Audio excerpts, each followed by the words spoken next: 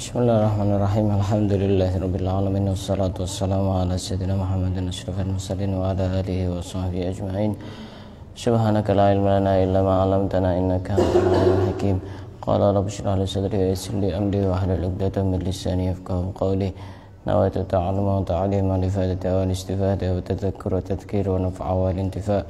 والحسرة تمسك بكتاب الله وسنة رسوله والدعاء إلى الهدى والدلالة على الخير ابتغاء مرضاته وقربه وثوابه سبحانه وتعالى. قال المصنف رحمه الله تعالى ونفعنا به وبعلومه وأمدنا بأسراره في الدارين آمين. Kita akan melanjutkan kitab Wasailul Usul ila Syama'ilir Rasul yang dikarang oleh Asy-Syaikh Yusuf bin Ismail An-Nabhani. Kita sekarang memasuki fasal yang kelima. Fasal yang kelima menjelaskan tentang sifat tawadhu'nya Rasulullah dan duduknya Rasulullah itu seperti apa, dan juga yang lainnya insyaallah akan dibahas di dalam fasal yang kelima. Al-Faslul Khamis, fasal yang kelima. Fi sifati tawadhu'ihi, menjelaskan tentang sifat tawadhu'nya Rasulullah sallallahu alaihi wasallam, wa julusihi, dan duduknya Rasulullah, dan juga wattikaihi. Ittika itu duduk seperti ini, ini ittika namanya. Itu nanti insyaallah dijelaskan.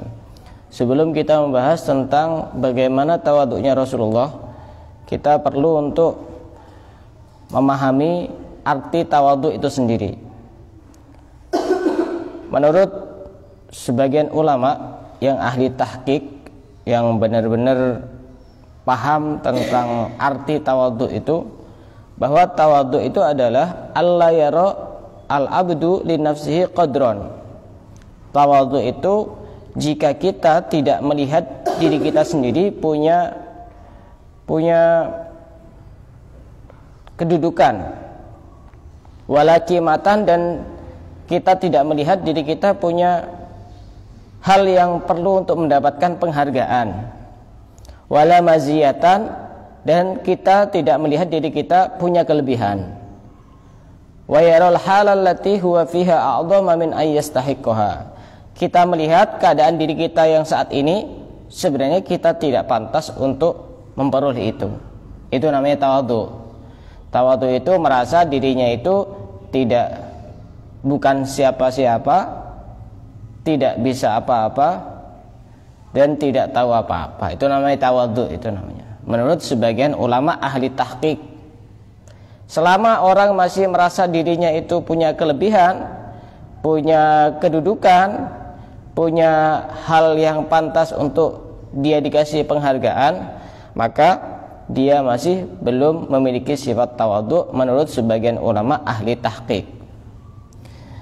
Ada seorang ulama namanya Abu Yazid Al-Bustami. Dia mengatakan, "Madamal abdu yadhunnu anna fil khalqi man huwa syarrun minhu fa huwa mutakabbirun." Selama seseorang itu masih mengira bahwa ada makhluk yang jauh lebih buruk daripada dia, maka dia termasuk orang yang mutakabbir, orang yang sombong. Kalau kita ngerasa bahwa ada orang yang lebih buruk daripada kita, berarti kita sombong. Padahal mestinya kan kita kalau melihat orang lain, kita melihat bahwa orang lain itu jauh lebih baik daripada kita. Kalau melihat kepada orang yang lebih muda, kita melihat bahwa orang yang muda itu jauh lebih baik karena maksiatnya lebih sedikit, dosanya lebih sedikit. Kita melihat kepada orang yang lebih tua, kita merasa bahwa orang yang lebih tua itu jauh lebih baik karena lebih banyak ibadahnya, lebih banyak kebaikannya. Melihat kepada orang yang kaya, kita merasa bahwa orang kaya jauh lebih baik karena dia banyak sedekahnya. Ya positive thinking, walaupun kadang-kadang ya juga tidak sedekah sama sekali. Melihat kepada orang yang miskin, kita memandang bahwa orang miskin jauh lebih baik karena dia lebih banyak sabarnya. Mau ini, mau itu, tidak bisa, tidak mampu, akhirnya dia sabar. Melihat kepada orang yang berilmu, kita merasa bahwa orang berilmu jauh lebih baik karena ketika dia melakukan sesuatu didasari karena ilmunya. Melihat kepada orang yang bodoh, kita merasa bahwa orang bodoh jauh lebih baik karena ketika dia tidak tahu, ketika dia melanggar sesuatu bisa jadi karena kebodohannya, ketidaktahuannya. Bahkan ketika kita melihat kepada orang kafir sekalipun, kita merasa bahwa orang kafir jauh lebih baik bukan karena kekafirannya, tapi karena kita tidak tahu akhir hidupnya seperti apa. Bisa jadi dia mati kemudian memeluk agama Islam dan mati dalam keadaan husnul khotimah.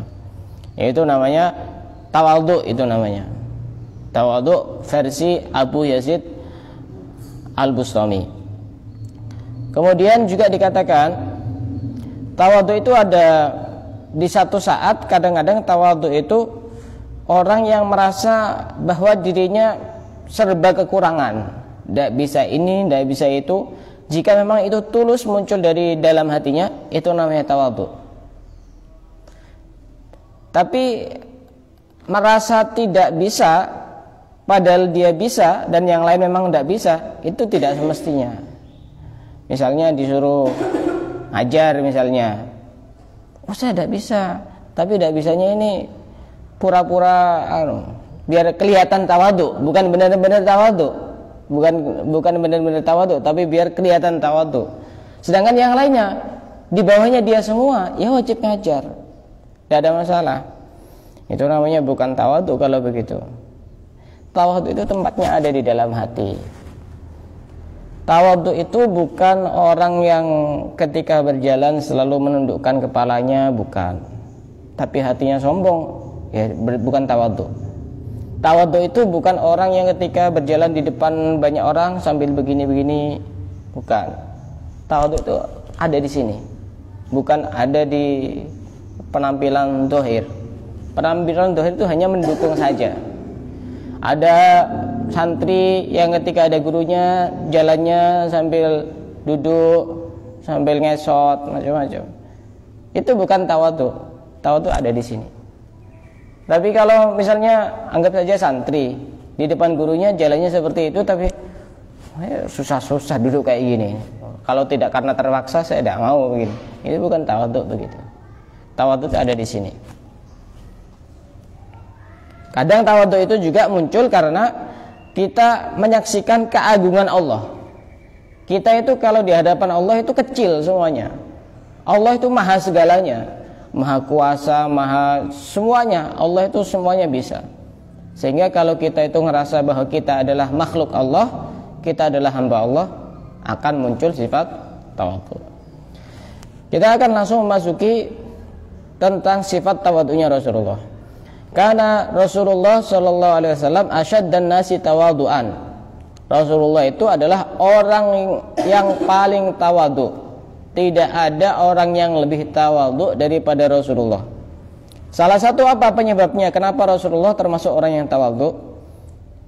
Karena annal abda la yablughu haqiqatat tawadhu wa huwa tadallul wa tahasyu' illa idza qama tajalli nuri syuhud fi qalbihi. Karena hatinya itu sudah dipenuhi dengan cahayanya Allah. Artinya orang itu kalau dia semakin dekat dengan Allah, semakin mengenal kepada Allah, maka akan muncul sifat tawadhu secara otomatis. Sehingga Rasulullah termasuk orang yang paling dekat dengan Allah, sehingga tidak ada satupun orang yang melebihi ketawadhuannya Rasulullah. Siapapun itu, mau dia kiai, mau dia habaib, mau dia wali kutub, Rasulullah lah orang yang paling tawadhu. Tidak ada yang bisa menandingi.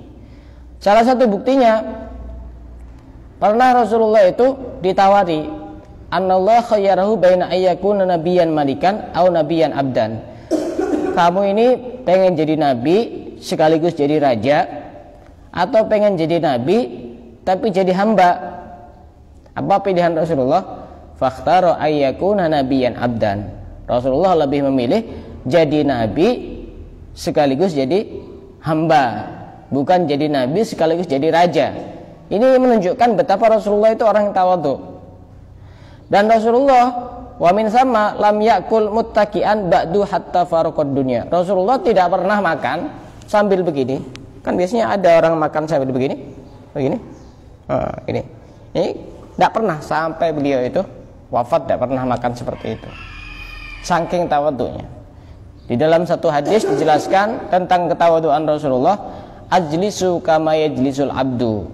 Aku ini duduk sebagaimana duduknya seorang hamba. Wa akulu kama yakulul abdu, dan aku makan sebagaimana seorang hamba itu makan. Di antara bentuk ketawaduan Rasulullah itu termasuk kepada khodimnya Sayyidina Anas. Itu Sayyidina Anas tidak pernah dimarahi sama sekali. Padahal namanya majikan, ya wajar-wajar saja kalau memarahi pembantunya itu. Dan Rasulullah tidak pernah memukul dari hamba-hambanya, dari budak-budaknya sama sekali. Dari khodim-khodimnya tidak pernah mukul sama sekali. Salah satu bentuk ketawaduan Rasulullah. Kan tidak mungkin kalau misalnya tidak pernah melakukan kesalahan, itu kan tidak mungkin. Sangat tidak mungkin. Tapi ketika ada kesalahan, Rasulullah tidak pernah memarahi, tidak pernah menegur, dan juga tidak pernah memukul. Itu salah satu bentuk ketawaduan Rasulullah. Wa askanahum min ghairi kibrin. Rasulullah itu orang yang paling tenang. Tenang di sini maksudnya apa? Tenang, hatinya itu tenang juga. Ketika duduk itu juga tenang. Ketika dalam satu posisi itu tenang. Tapi tenangnya itu tidak sombong. Kadang ada orang itu mungkin kelihatan diem, duduk, berwibawa, tapi hatinya, oh, ini saya memang pantas untuk diperlakukan seperti ini. Ini berarti sombong seperti itu. Rasulullah tidak seperti itu. Rasulullah itu memang tenang, bawaannya itu orangnya tenang, berwibawa, tapi hatinya tidak sombong. Itu Rasulullah Shallallahu Alaihi Wasallam. Wa ablaghahum min ghairi tatwil. Rasulullah itu kalau berbicara balik itu singkat, padat, berisi, tidak panjang. Kalau Rasulullah bicara itu tidak panjang. Jadi di samping beliau itu berwibawa, tenang pembawaannya, kalau berbicara beliau itu sat-sat gitu apa, singkat, padat, jelas gitu. Dan mengandung arti yang cukup luas. Tidak terlalu panjang sampai orang itu bosan. Bahkan dikatakan dalam sebuah hadis riwayat Sayyidah Aisyah, kana yuhaddisu hadisan law addahul adl ahsahu. Rasulullah itu kalau berbicara, seandainya orang yang mendengarkan ini menghitung, bisa menghitung. Saking singkatnya itu. Saking singkatnya, saking padatnya. Dan memang seperti itu mestinya. Kalau ngomong itu ya tidak usah terlalu panjang. Yang penting tepat sasaran. Nah, Rasulullah begitu. Kadang orang sekarang ceramah itu humornya itu 80%, isinya 20%. Kadang saya pernah waktu di Tarim itu ada namanya Habib Abdullah bin Syihab. Habib Abdullah bin Ali bin Syihab yang dijuluki Ainut Tarim. Itu beliau itu kalau ceramah ternyata ada dasarnya itu. Saya baru tahu dibaca di salah satu kitab. Itu beliau itu kalau ceramah isinya itu sama semua. Ceramah dalam rangka apapun dimanapun isinya sama semua. Dua cuma isinya.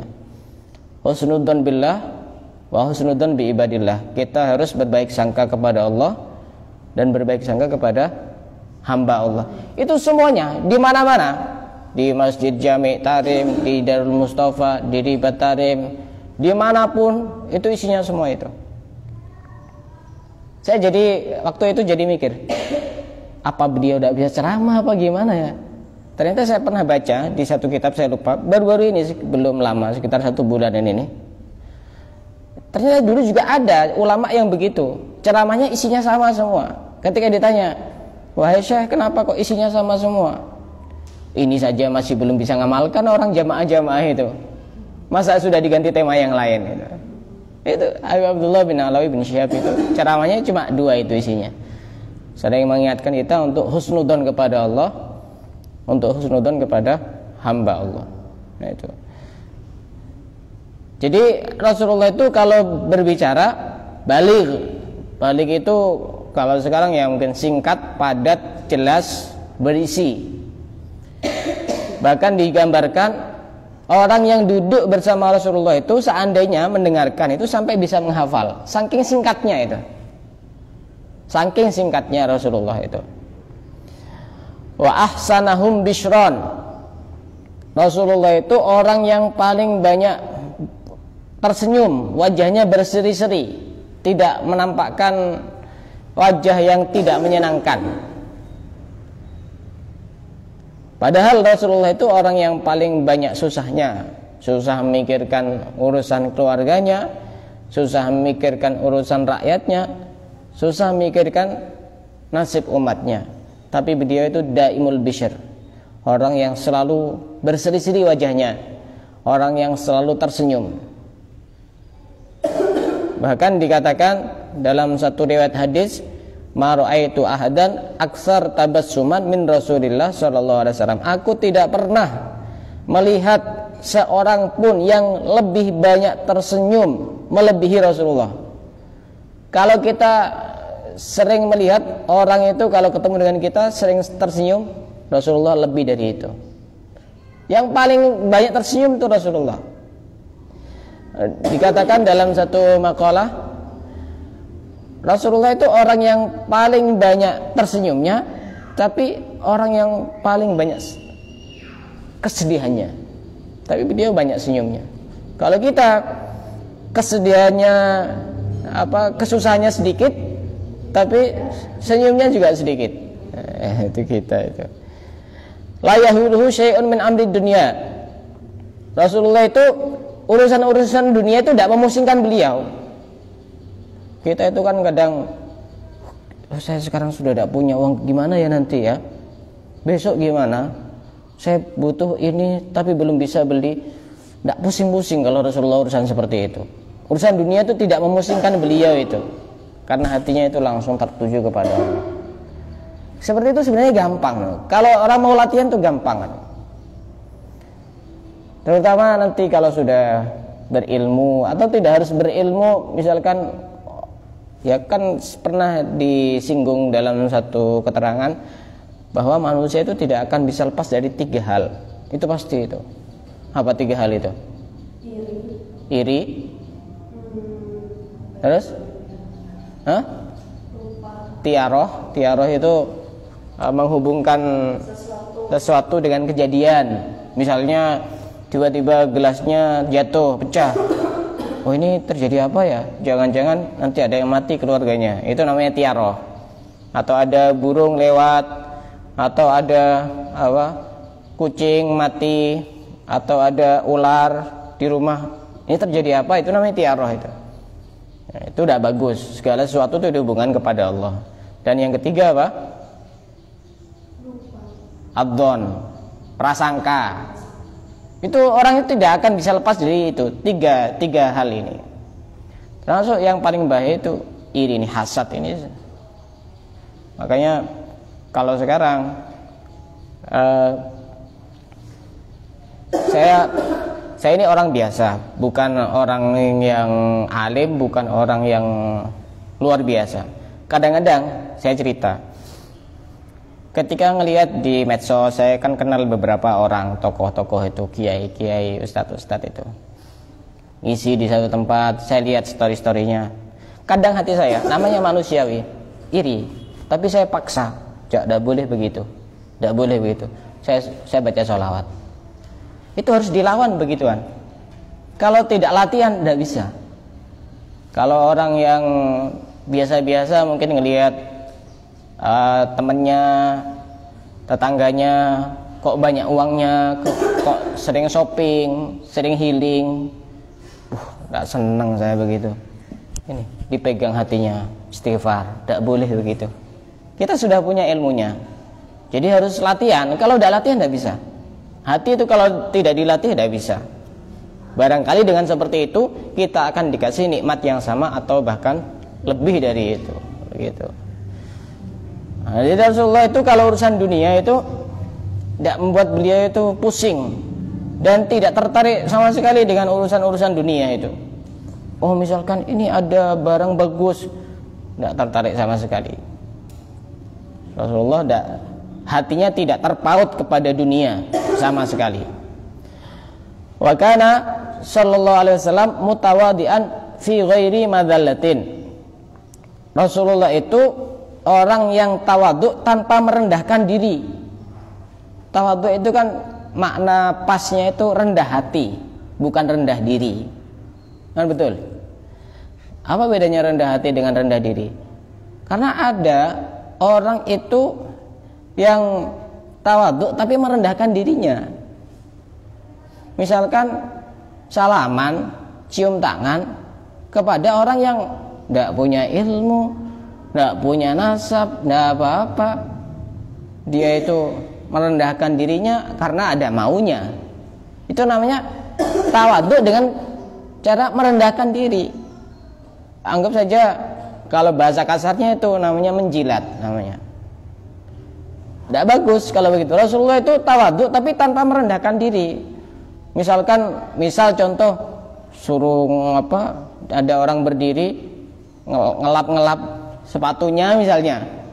Ini seakan-akan tawadhu tapi merendahkan diri. Apalagi misalnya secara kedudukan dia orang yang punya ilmu sedangkan yang dilap ini orang yang tidak punya ilmu misalnya. Maka itu namanya tawadhu tapi dengan merendahkan dirinya sendiri, menghinakan dirinya sendiri. Rasulullah tawadhunya tidak begitu. Tawadhunya itu alami, murni muncul dari dalam hatinya dan tanpa menghinakan dirinya. Rasulullah tawadhunya begitu, tidak dibuat-buat. Wa an Umar bin Al-Khattab radhiyallahu ta'ala anhu qala Rasulullah sallallahu alaihi wasallam la tatruni kama atratatin nasara ibn Maryam. Ini pesan Rasulullah, jangan berlebih-lebihan memujiku sebagaimana orang-orang Nasrani memuji kepada Nabi Isa. Orang-orang Nasrani ini kan karena saking mengidolakannya kepada Nabi Isa, memujinya berlebihan. Dikatakan siapa? Nabi Isa itu Tuhan. Ada yang mengatakan Ibnullah, anaknya Allah. Ada yang mengatakan Ruhullah, ruhnya Allah. Ada yang mengatakan Salisu Salasah, salah satu dari 3 Tuhan itu. Itu karena saking berlebihannya memuji. Rasulullah melarang kita untuk berlebih-lebihan memuji kepada beliau yang tidak sesuai dengan kenyataan.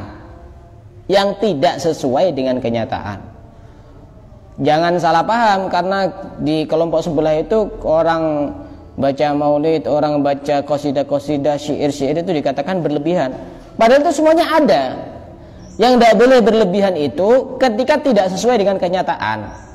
Itu tidak boleh kalau begitu. Contoh. Misal ada orang muji saya, oh Ustadz itu tiap hari sedekah uang 1 juta. Tidak boleh kalau begitu. Saya tidak pernah setiap hari sedekah uang 1 juta. Ya mengidolakan ya boleh, tapi jangan berlebihan sehingga menyebabkan kebohongan. Itu yang tidak boleh. Sehingga Rasulullah melarang kita memuji beliau secara berlebihan.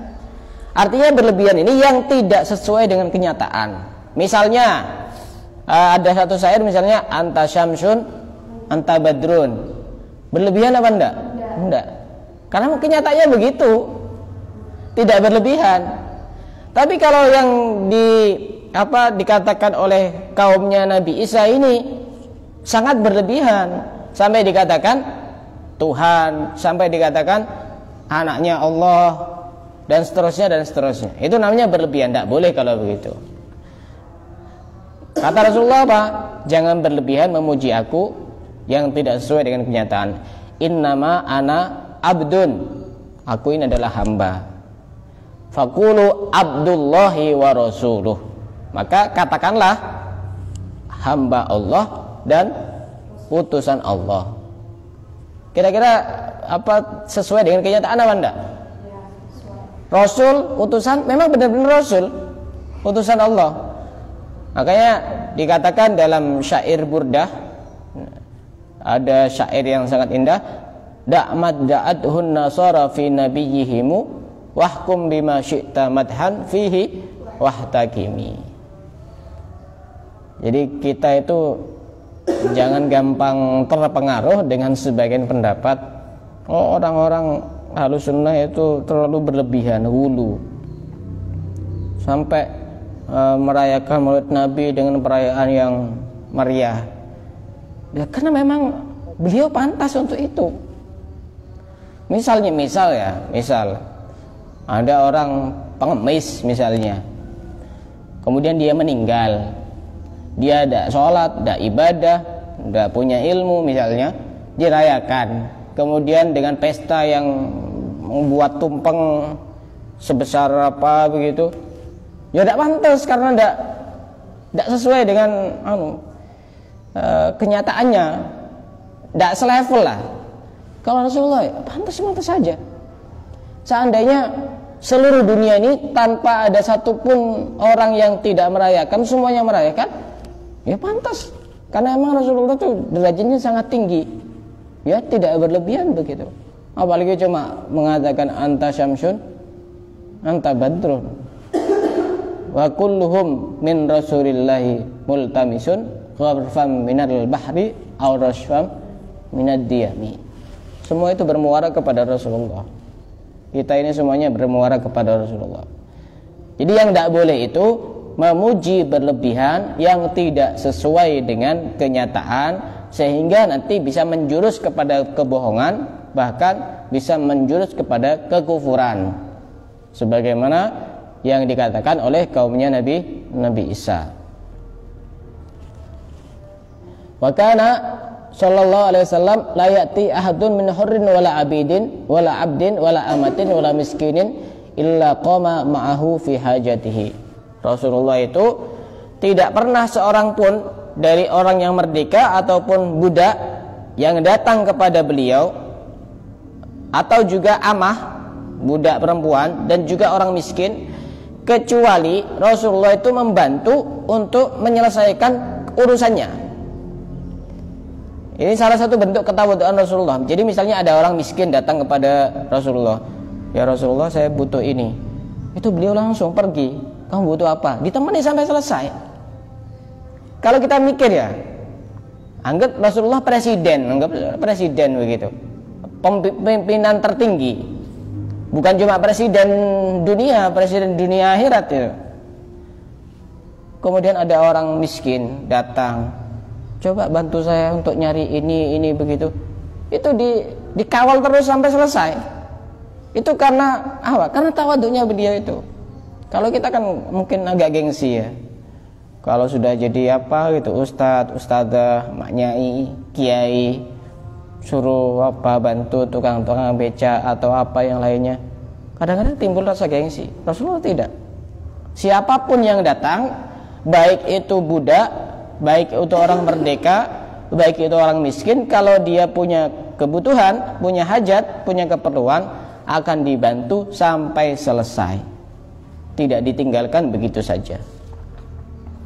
Wa kana sallallahu alaihi wasallam la yastakbiru an ijabatil amah wal miskin. Rasulullah itu orang yang tidak sombong, sehingga ketika diundang oleh orang-orang miskin atau budak-budak, maka beliau tetap datang. Dan Rasulullah itu tidak gengsi untuk berjalan bersama orang-orang miskin, bersama para janda-janda. Wala ya'nafu wala yastakbiru ayyamshi ma'al malah wal miskin hatta yaqdi lahuma hajatahuma. Tidak gengsi jalan sama orang miskin. Kalau kita kan agak gengsi jalan sama orang-orang miskin itu. Ya, dari penampilannya saja itu tidak level misalnya.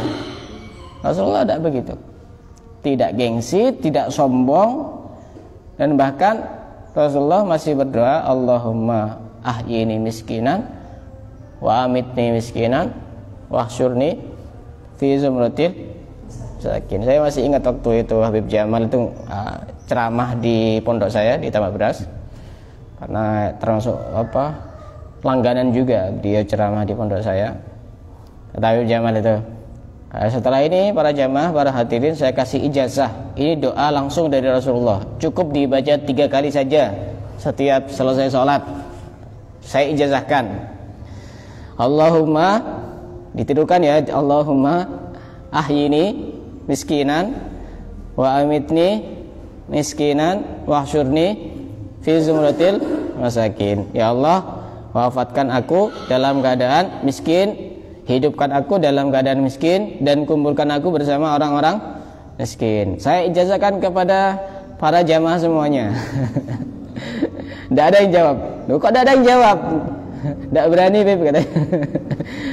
Ini doa yang langsung dari Rasulullah yang tidak semua orang berani untuk mengamalkan, karena tidak mau jadi orang miskin. Tapi Rasulullah orang yang luar biasa. Seandainya beliau mau kaya bisa, tapi beliau lebih memilih jadi orang biasa. Kita tutup dengan satu keterangan di sini. Wa kana sallallahu alaihi wasallam yuksiru dzikra wa yuqillul laghwa. Rasulullah itu adalah tipe orang yang memperbanyak zikir dan menyedikitkan lagu. Lagu itu ngomong yang tidak ada gunanya, yang tidak ada manfaatnya. Wa yutilus shalah wa yaksirul khutbah. Rasulullah itu adalah orang yang memanjangkan sholat dan memperpendek khutbah. Memang begitu aturan yang bagus, memang begitu, tapi kadang-kadang susah. Kalau khutbah Jumat itu aturannya lebih pendek khutbahnya, lebih panjang sholatnya. Kalau sekarang kan lebih panjang khutbahnya, lebih pendek sholatnya. Tapi ya ada masalah juga, tapi aturan standarnya begitu. Kadang-kadang memang susah. Wala wa kana la ya'nafu wa la yastakbiru ayyamshi ma'al armalah wal miskin wal abdi hatta yaqdiya lahu hajatahu. Rasulullah tidak gengsi dan tidak sombong untuk berjalan bersama para janda. Di sini jangan diartikan janda-janda yang macam-macam. Janda pirang atau lain sebagainya. Janda-janda dulu ya. Janda-janda yang memang mereka itu mungkin sudah tua atau dia memang sudah du'afa, sangat lemah. Jadi jangan diartikan Rasulullah suka tidak gengsi jalan sama janda-janda, ya bukan janda-janda yang muda, khawatir nanti terjadi fitnah. Tapi janda-janda yang memang benar-benar membutuhkan dan sudah fisiknya ini juga sudah sangat lemah sekali, dan juga tidak gengsi berjalan bersama orang miskin, bersama para budak, sampai Rasulullah menyelesaikan keperluan mereka semuanya.